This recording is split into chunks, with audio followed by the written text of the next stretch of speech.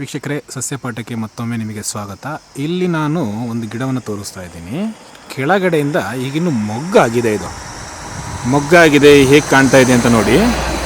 ಸಣ್ಣದಾಗಿ ಮೊಗ್ಗುಗಳನ್ನ ನೀವು ನೋಡ್ಬೋದು. ಇನ್ನು ಮುಂದಿನ ಹಂತದಲ್ಲಿ ಇದು ಕಾಯಿ ಆಗುತ್ತೆ. ಕನ್ನಡದಲ್ಲಿ ಇದನ್ನು ಬಳೆ ಮರ ಅಥವಾ ಕರಿಮರ ಅಂತ ಕರೀತಾರೆ. ನೋಡ್ಬೋದು, ಈ ಸ್ಟಮ್ ಇದೆಯಲ್ಲ, ನಿಮಗೆ ಕಪ್ಪು ಕಲರಾಗಿ ಕಾಣುತ್ತೆ. ತುಂಬ ಏನು ಟಿಂಬರ್ ವ್ಯಾಲ್ಯೂ ಇರುವಂಥ ಮರ ಏನಲ್ಲ.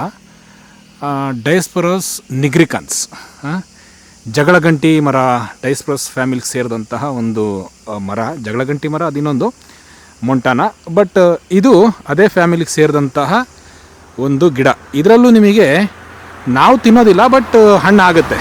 ಈ ಮುಂದಿನ ಹಂತದಲ್ಲಿ ಕಾಯಿ ಹಣ್ಣಾಗುತ್ತೆ. ಇದನ್ನು ಮಂಗಗಳು ತುಂಬ ಇಷ್ಟಪಡ್ತವೆ, ತಿಂತವೆ.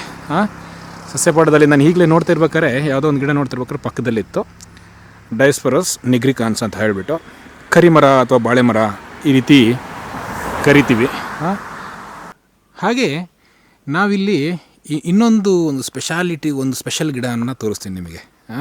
ನಾವೆಲ್ಲ ನಮ್ಮ ಹೊಟ್ಟೆಗಳಲ್ಲಿ ಪರಾವಲಂಬಿ ಜೀವಿಗಳು ಇದನ್ನೆಲ್ಲ ನೋಡಿರ್ತೀವಲ್ಲ, ಅದೇ ರೀತಿ ಇಲ್ಲೊಂದು ನೋಡಿ, ಪರಾವಲಂಬಿ ಗಿಡ, ಪ್ಯಾರಸೈಟ್ ಗಿಡ.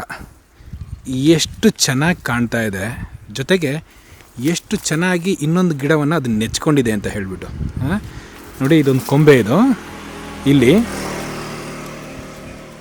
ನೀವು ಇದನ್ನು ತಿರುಗಿಸಿದ್ರೆ ಇಲ್ಲಿ ನೀವು ಕಾಣ್ಬೋದು, ಬೇರೆ ಒಂದು ಗಿಡವನ್ನು ನೆಚ್ಕೊಂಡು ಇದು ಬದುಕೊಂಡಿದೆ. ಪ್ಯಾರಸೈಟ್ ಗಿಡ. ಇಲ್ಲೇನಾದ್ರು ನೀವು ಕಟ್ ಮಾಡಿದ್ರೆ, ಈ ಜಾಗದಲ್ಲಿ ನೀವು ಕಟ್ ಮಾಡಿದ್ರೆ ಅಥವಾ ಅಲ್ಲೇನಾದ್ರು ನೀವು ಕಟ್ ಮಾಡಿದ್ರೆ, ಬರೀ 2 ದಿನಕ್ಕೆ ಇದು ಒಣಗೋಗ್ಬಿಡುತ್ತೆ. 2 ದಿನಕ್ಕೆ, ಆಯಿತಾ? 2 ದಿನವೂ ಬೇಡ, 1 ದಿನಕ್ಕೆ ಇದರಲ್ಲಿರುವಂಥ ಸಾರವನ್ನು ಎಳ್ಕೊಂಡು ಇದು ಜೀವನ ಮಾಡ್ತಾಯಿದೆ. ನೋಡಿ, ನಮ್ಮ ಒಂದು ಏನಂತೀವಿ, ನಮ್ಮ ಪರಿಸರದಲ್ಲಿ ಯಾವ್ಯಾವ ರೀತಿ, ಬರೀ ಪ್ರಾಣಿಗಳು ಅಂತಲ್ಲ, ಬರೀ ಪ್ರಾಣಿಗಳು, ಕೀಟಗಳು ಇಂಥವಲ್ಲ, ಈವನ್ ಸಸ್ಯಗಳು ಕೂಡ ಇನ್ನೊಂದು ಸಸ್ಯವನ್ನು ಅವಲಂಬನೆ ಮಾಡಿಕೊಂಡು ತನ್ನ ಜೀವನವನ್ನು ನಡೆಸುತ್ತೆ. ಇದ್ರ ಬೇರೆ ಇರೋದಿಲ್ಲ, ಕೆಳಗಡೆ ಇನ್ನೊಂದನ್ನೇ ಹಿಡ್ಕೊಂಡ್ಬಿಟ್ಟು ಬದುಕುತ್ತೆ. ಅತ್ಯದ್ಭುತವಾದಂತಹ ಒಂದು ಪ್ಯಾರಸೈಟ್ ಗಿಡ. ಇದರ ಹೆಸರು ನನಗೆ ನಿಜವಾಗ್ಲೂ ಗೊತ್ತಿಲ್ಲ, ಕ್ಷಮಿಸಿ. ನಾಳೆ ದಿನ ಏನಾದರೂ ನನಗೆ ಇದ್ರ ಬಗ್ಗೆ ಹೆಚ್ಚಿನ ಮಾಹಿತಿ ಸಿಕ್ಕರೆ ನಾನು ನಿಮಗೆ ಖಂಡಿತವಾಗ್ಲೂ ತಿಳಿಸ್ಕೊಡ್ತೀನಿ. ಆದರೆ ನೋಡ್ಲಿಕ್ಕೆ ಮಾತ್ರ ತುಂಬ ಚೆನ್ನಾಗಿದೆ. ಧನ್ಯವಾದಗಳು.